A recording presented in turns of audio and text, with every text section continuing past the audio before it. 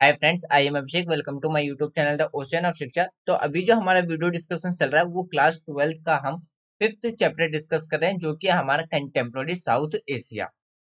इससे पहले already 9 lecture हमने डिस्कस कर लिया। आज के वीडियो में हम मालदीव और इंडिया के रिलेशंस के बारे में डिस्कस करेंगे। इससे पहले जो हमने ऑलरेडी 9 लेक्चर जो डिस्कस किया उसमें हमने क्या क्या डिस्कस किया है। उसमें पहले लेक्चर में हमने डिस्कस किया था कंटेम्प्रोरी साउथ एशिया, यानी कि साउथ एशिया के बारे में डिस्कस किया था। फिर हमने डिस्कस किया था कि ऐसे कौन से कारण है जिसके वजह से आज भी पाकिस्तान के अंदर क्या है, एक प्रॉपर डेमोक्रेसी स्टेब्लिश नहीं हो पाई है। यदि आप वर्ल्ड अफेयर फॉलो करते हैं या आपको इंटरनेशनल न्यूज की अगर आप खबर रखते हैं, तो आपने आज न्यूज में देखा होगा कि जो पाकिस्तान के जो फॉर्मर प्राइम मिनिस्टर थे इमरान खान, आज उनको अरेस्ट कर लिया गया। तो यानी कि हम ये देख सकते हैं कि आज के टाइम पे भी क्या है, पाकिस्तान के अंदर जो डेमोक्रेसी है वो प्रॉपर वे में इस्टेब्लिश नहीं हो पाई है। वो हमने फर्स्ट लेक्चर में डिस्कस किया था। फिर हमने डिस्कस किया था बांग्लादेश के बारे में कि क्या क्या बांग्लादेश के अंदर की मेजर प्रॉब्लम्स हैं। इंडिपेंडेंस ऑफ ईस्ट पाकिस्तान, यानी कि जब हमारा देश आजाद हुआ था 1947 में, तो उस टाइम पे इंडिया का पार्टीशन 3 पार्ट में हुआ था। यानी कि जो पाकिस्तान था, पाकिस्तान 2 पार्ट में बना था। एक था हमारा वेस्ट पाकिस्तान और दूसरा था हमारा ईस्ट पाकिस्तान, जो कि आज के टाइम पे जिसे हम बांग्लादेश के नाम से जानते हैं। तो इंडिपेंडेंस ऑफ ईस्ट पाकिस्तान यानी कि हम बात कर सकते हैं बांग्लादेश की आजादी के बारे में। फिर जब बांग्लादेश आजाद हो गया आफ्टर इंडिपेंडेंस के बाद, हमने ये सारी चीजें लेक्चर 2 में डिस्कस किया था। लेक्चर 3 में हमने नेपाल के बारे में डिस्कस किया था, जो कि हमारा एक नेबर कंट्री है, उस पर डिस्कस किया था। लेक्चर 4 में हमने श्रीलंका के बारे में डिस्कस किया था, क्या क्या कन्फ्लिक्ट के कारण देखने को मिलता है, क्या क्या डिमांड्स हैं तमिल्स में, जो कि श्रीलंका के अंदर जो तमिल्स रहते हैं उनकी क्या क्या डिमांड्स थी, ये डिस्कस किया था। फिर हमने डिस्कस किया था कि इंडिया का क्या इंटरवेंशन है श्रीलंका के अंदर। फिर डिस्कस किया था कि इकोनॉमिक कंडीशंस क्या है श्रीलंका की, ये सब हमने डिस्कस किया था लेक्चर 3 में। लेक्चर 4 में हमने डिस्कस किया था मालदीव्स के बारे में। ये लेक्चर डिस्कस किया था हमने किसमें, लेक्चर 4 में। और भूटान के बारे में डिस्कस किया था। लेक्चर 5 में हमने डिस्कस किया था इंडिया और पाकिस्तान के रिलेशंस के बारे में। फिर हमने लेक्चर 6 में डिस्कस किया था इंडिया और बांग्लादेश के साथ हमारे रिलेशंस कैसे हैं, क्या क्या कंट्रोवर्सी और क्या क्या कॉर्पोरेशंस वाले एरिया देखने को मिलते हैं, वो हमने डिस्कस किया था। लेक्चर 7 में हमने डिस्कस किया था किसके बारे में, इंडिया और नेपाल के रिलेशंस के बारे में। नेपाल और इंडिया के बीच में क्या क्या कंफ्लिक्ट देखने को मिलते हैं, जैसे कि बॉर्डर डिस्ट्रीब्यूट के बारे में डिस्कस किया था, कहाँ कहाँ पे कॉर्पोरेशंस देखने को मिलता है। यानी कि आज के टाइम पे अगर हम अपने इंडिया और श्रीलंका के रिलेशंस की बात करते हैं, तो आज भी सॉरी नेपाल के बारे में अगर बात करते हैं, तो आज भी कहा जाता है रोटी और बेटी का रिलेशंस कैसा है नेपाल के साथ देखने को हमें मिलता। फिर हमने लेक्चर 8 में डिस्कस किया था इंडिया और श्रीलंका के रिलेशंस के बारे में, क्या क्या कन्फ्लिक्ट देखने को मिलते हैं और दोनों देशों के बीच में क्या क्या कॉर्पोरेशंस देखने को मिलता है। लेक्चर 8 में डिस्कस किया था हमने, और ये लेक्चर 9 था। लेक्चर 9 में डिस्कस किया था हमने इंडिया और भूटान के बारे में, ये हमने डिस्कस किया था लेक्चर 8 में। ये था हमारा लेक्चर 7 और ये था लेक्चर 6। आज हमारा लेक्चर 10 रहने वाला है, जिसमें हम इंडिया और मालदीव्स के रिलेशंस के बारे में डिस्कस करेंगे। हमारे लिए मालदीव्स क्यों इम्पोर्टेंट है, हमारे लिए मालदीव्स के साथ रिलेशंस कैसे देखने को मिलते हैं, ये सारी चीज आज हम मालदीव्स के बारे में डिस्कस करेंगे। लेक्चर 11 में हम सार्क और साफ्टा के बारे में डिस्कस करेंगे, इनके क्या ऑब्जेक्टिव यानी कि क्या उद्देश्य हैं और इनके क्या कॉजेस यानी कि क्या कारण है। फिर हम साफ्टा के बारे में भी डिस्कस करेंगे, उसकी क्या ऑब्जेक्टिव यानी कि उद्देश्य और क्या उनकी पोजीशन है, ये हम लेक्चर 11 में डिस्कस करेंगे। यानी कि कल हमारा जो चैप्टर 5 है वो कंप्लीट हो जाएगा कंटेम्प्रेरी वर्ल्ड पॉलिटिक्स का। आज की वीडियो स्टार्ट करने से मैं एक छोटी सी इंफॉर्मेशन दे दूं कि हमारा जो वीडियो पैटर्न है वो किस पैटर्न पे चलता है। सबसे पहले हम बात करते हैं क्लास 6 से लेकर के क्लास 12 की एनसीईआरटी बुक डिस्कस कर रहे हैं, जिसमें से हमने पॉलिटी कंप्लीट कर लिया है। अगर हम पॉलिटिकल साइंस की बात करते हैं तो वो क्लास सिक्स से लेकर के क्लास 11th की जो फर्स्ट और सेकंड बुक, ये दोनों हमने कंप्लीट कर लिया। इसके वीडियो ऑलरेडी अपलोडेड है, आप प्लेलिस्ट में जाकर के देख सकते हैं। अभी हमारा क्लास 12 की फर्स्ट बुक चल रहा है, जिसमें हम अभी 5th चैप्टर डिस्कस कर रहे हैं। इसी के पैरेलल में हम एक स्टैंडर्ड बुक भी डिस्कस कर रहे हैं, जो कि हमारा एम लक्ष्मीकांत,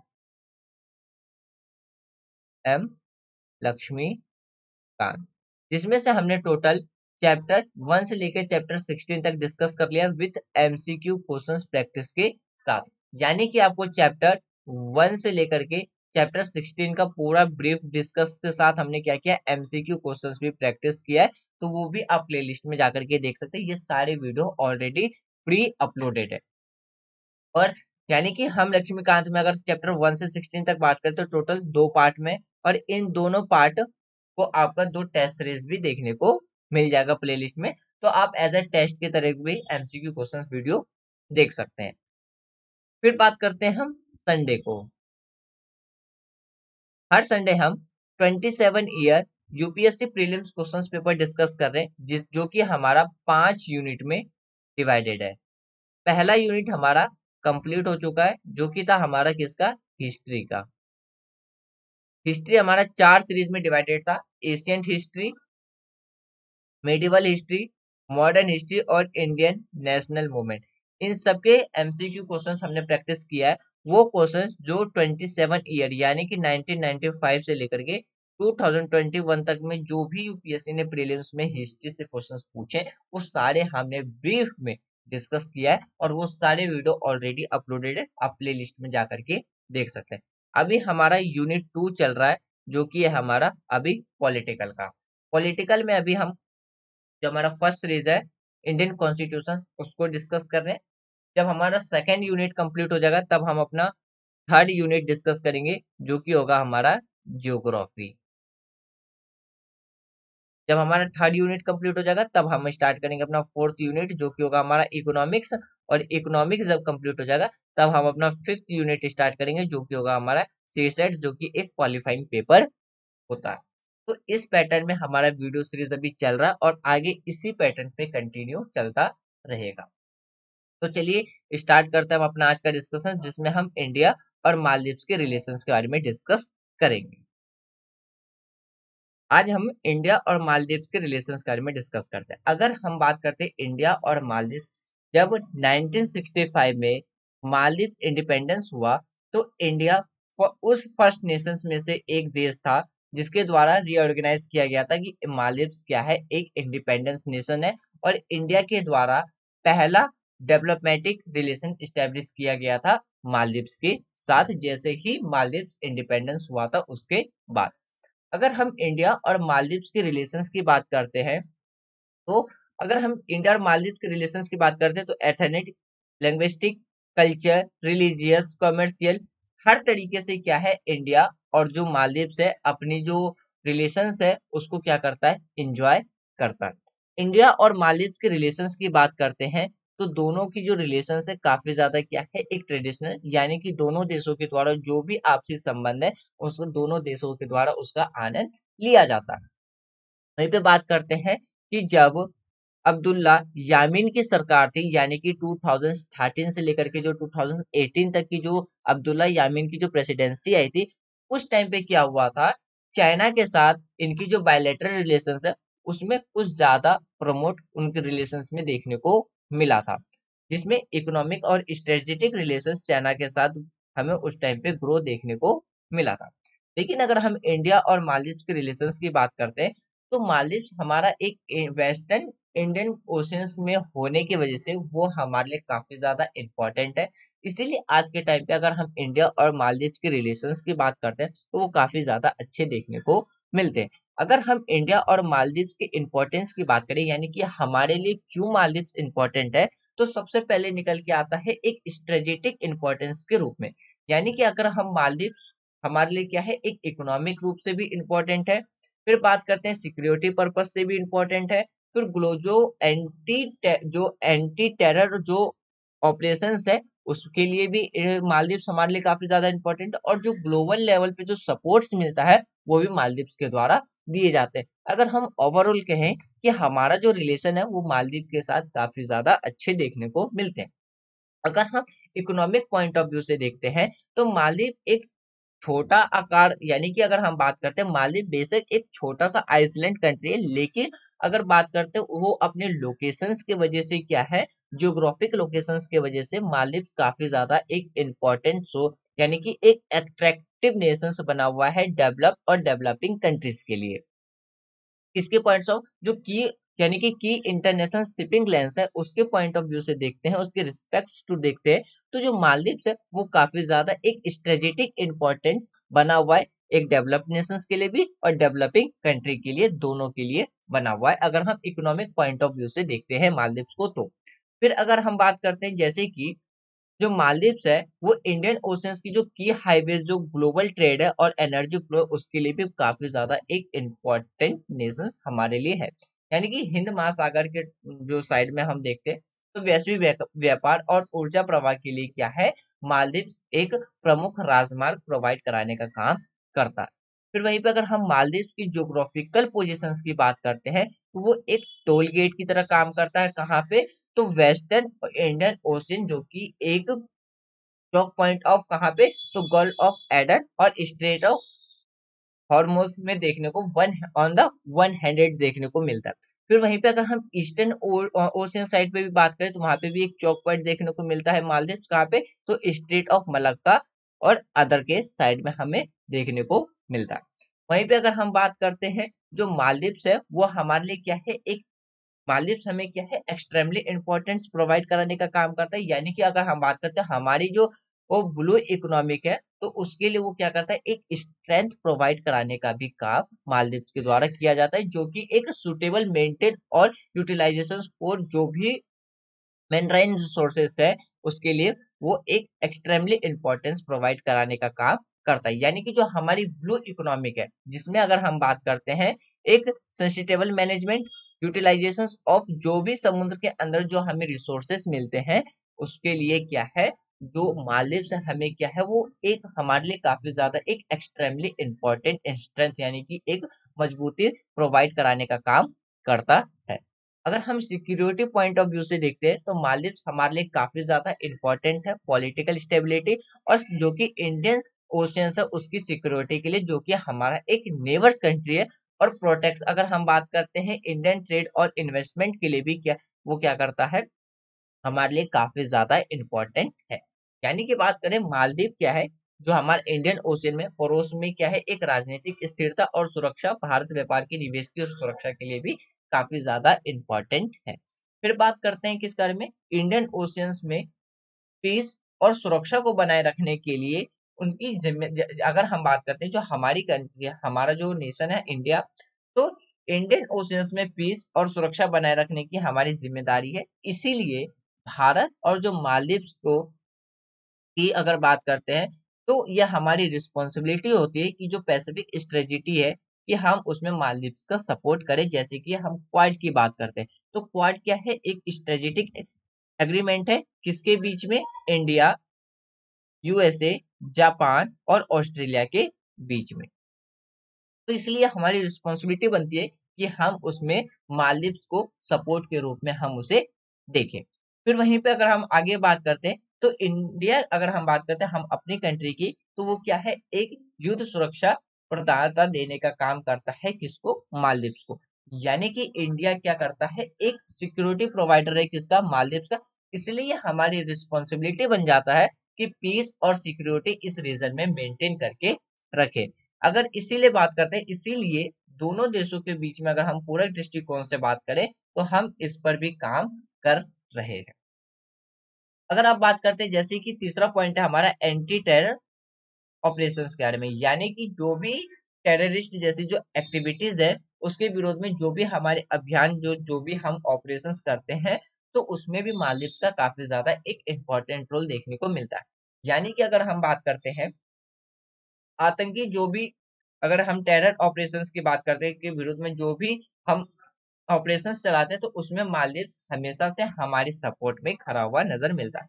अगर बात करते हैं मालदीव क्या है, एक कट्टरपंथी, एक डीपली अफेक्टेड नेशंस है, लेकिन फिर भी उसके बाद भी क्या है, जो भी हमारे एंटी टेरर ऑपरेशंस होते हैं तो उसमें मालदीव हमारे सपोर्ट में हमेशा से खड़ा नजर आता है।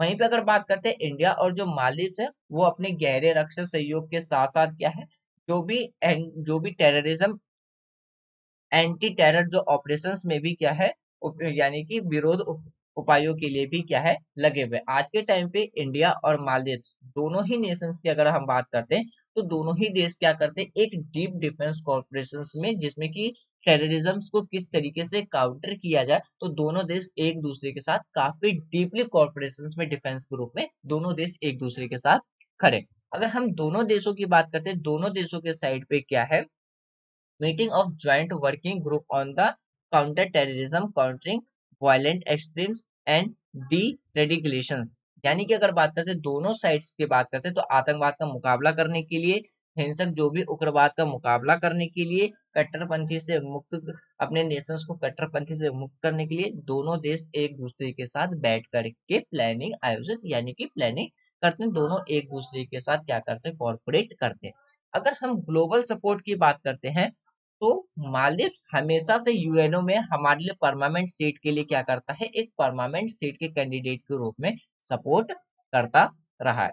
फिर अगर हम बात करते हैं जैसे कि जो दोनों देश है, यानी कि इंडिया और जो मालदीव है, वो कॉमनवेल्थ और जो नाम नॉन अलाइंड मूवमेंट है, इंटरनेशनल फॉर्म जो एक नॉन अलाइंड मूवमेंट है, तो उसमें भी सपोर्ट करता हुआ नजर आता है। यानी कि ओवरऑल बात करें तो मालदीव के साथ हमारे रिलेशंस काफी ज्यादा अच्छे देखने को मिलता है।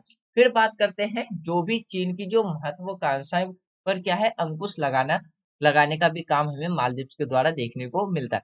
जैसे कि अगर हम बात करते हैं, इम्पोर्टेंस ये नहीं है कि आज के टाइम पे हम चीन को क्या कर सकते हैं, चीन की जो जब भी बात आती है चीन की, तो उसमें भले ही चीन को रोका नहीं जा सकता है, जब भी अगर बात आती है चीन की, जब दोनों देशों के द्वारा क्या है, बरोबर की अगर हम बात करते हैं दोनों में से किसको प्रायोरिटी दी जाए, तो हमेशा से ही मालदीव की प्रायोरिटी ये रही है कि वो पहले इंडिया को प्राथमिकता दे। जब भी बात इंडिया और चाइना की एक बराबर में आती है तो हमेशा से ही क्या है, तो मालदीव के अंदर India first policy, foreign policy हमें देखने को मिलता है।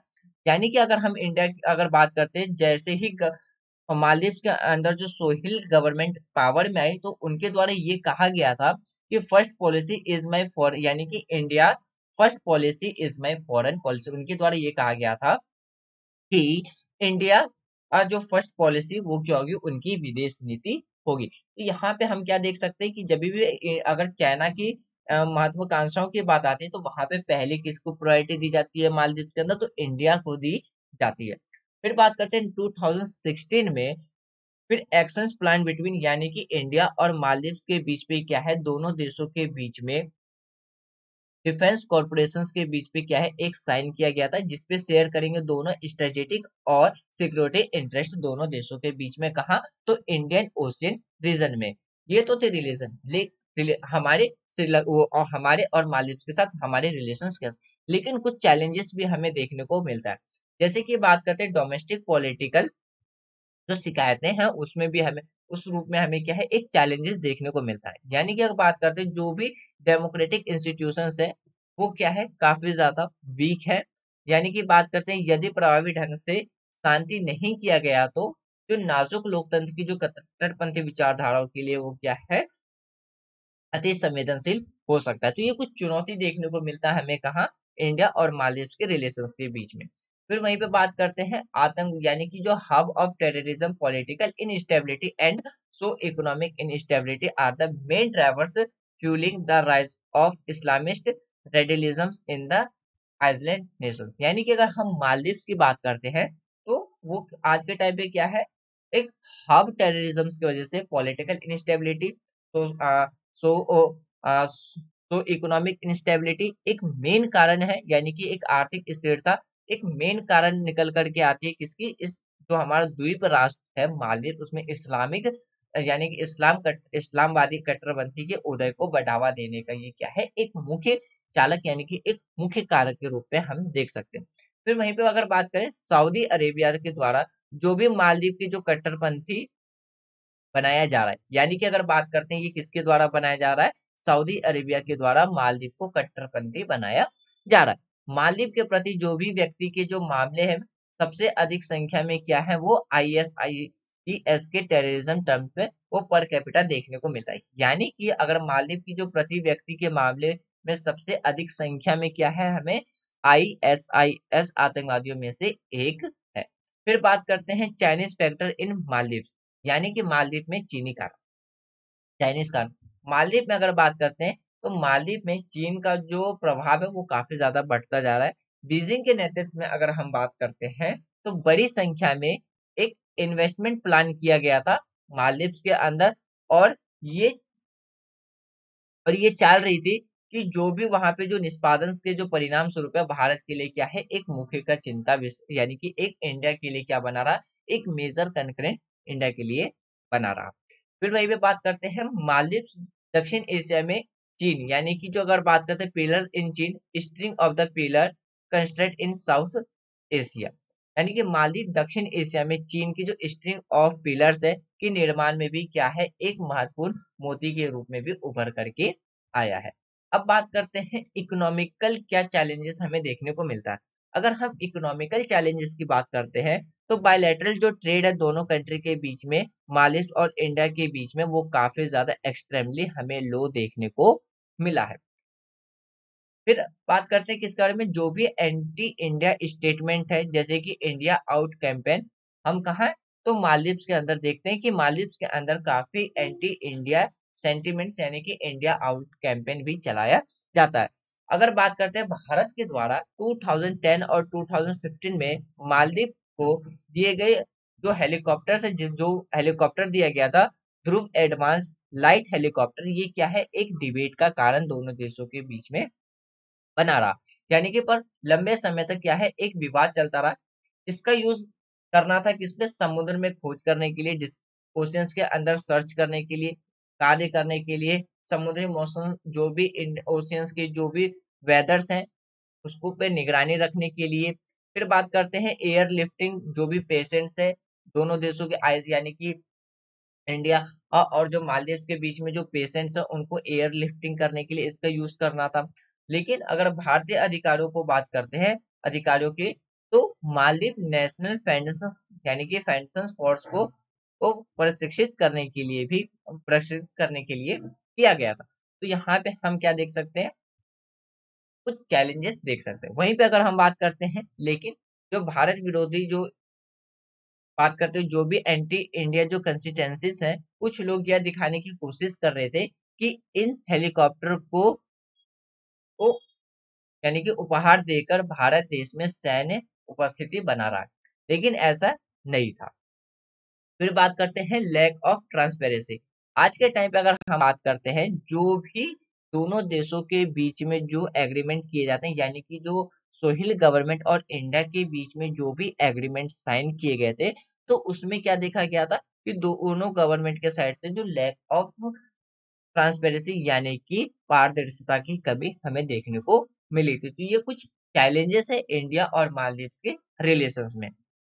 फिर वहीं पे बात करते हैं misunderstanding of the Indians effort and local Maldives media speculated that UTFA, यानी कि अगर बात करते हैं जो भारत के जो भी प्रयास है वो वहां पे क्या है, एक गलत फहमी के तरीके से देखा जाता है, जो कि एक चैलेंज के रूप में निकल के आता है।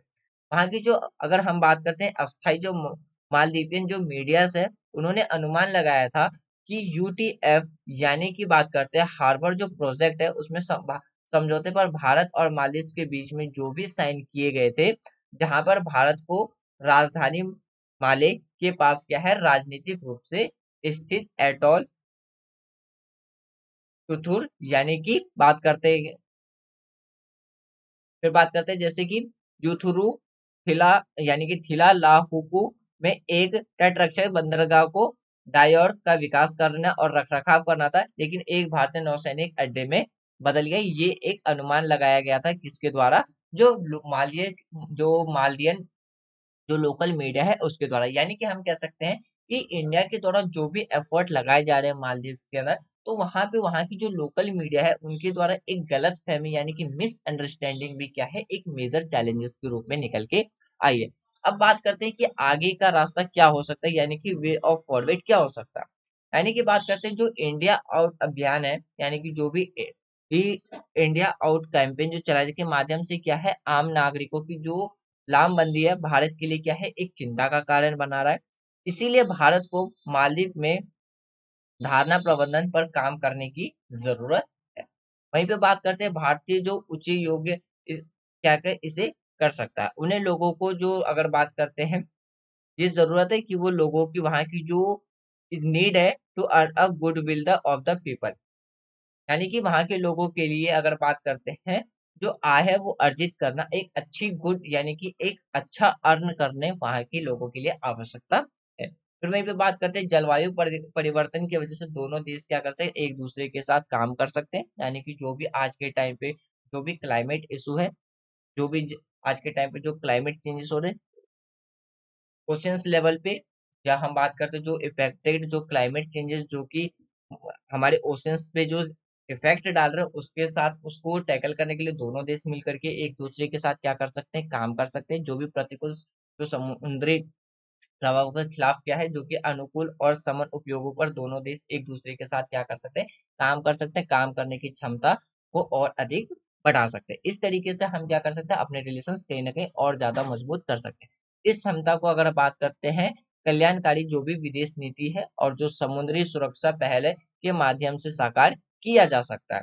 जब मालदीव कि हालिया भारत पहली नीति और भारत की पड़ोसी पहली नीति सहज के रूप से पूरक है, और चुनौती इन नीतियों को सांस्कृतिक यानी कि अगर बात करते कल्चरली कल्चरली जियो इकोनॉमिक और जियो स्ट्रेटेजिक सेंसिटिविक्स के तौर भी क्या कर सकते हैं, इसे लागू कर सकते हैं। फिर बात करते हैं कि इंडिया का जो विजन ऑफ जो सागर है, उसमें बात कर सकते हैं किसके बारे, इस संबंध में भी क्या है, उभार की संभावनाएं देख सकते हैं। यानी कि अगर बात करते हैं भारत के जो सागर विजय में, इस संबंध पे भी क्या है, अपार संभावनाएं है कि हमारे रिलेशंस और भी ज्यादा स्ट्रांग हो सकते हैं, किससे, मालदीव से। फिर बात करते हैं हम चीन को मालदीव में प्रवेश करने से तो नहीं रोक सकते, लेकिन हमें उनकी गतिविधियों पर भी नजर रखनी होगी। तो इस तरीके से हम क्या कर सकते हैं, हमारे जो चैलेंजेस है, हम अपने रिलेशंस को क्या कर सकते हैं, मालदीव के साथ इम्प्रूव कर सकते हैं। तो फ्रेंड्स, ये था हमारा आज का डिस्कशन, जिसमें हमने इंडिया और मालदीव के रिलेशंस के बारे में डिस्कस किया। मुझे उम्मीद है कि आज जो भी हमने डिस्कस किया वो आपको प्रॉपरली समझ में आ गया होगा। यदि कोई भी डाउट हो तो आप अपने डाउट को कमेंट बॉक्स में लिख देना। जब हम कल लेक्चर इसका 11 डिस्कस करेंगे, जिसमें हम सार्क और साफ्टा के बारे में डिस्कस करेंगे, तो उससे पहले हम अपने डाउट्स को क्लियर करेंगे, तब जाकर के हम अपने आगे के लेक्चर को डिस्कस करेंगे। यदि आपको वीडियो पसंद आ रही हो तो आप वीडियो को लाइक कर सकते हैं, शेयर कर सकते हैं एंड चैनल को सब्सक्राइब कर सकते हैं। Thanks for watching friends, take care, जय हिंद।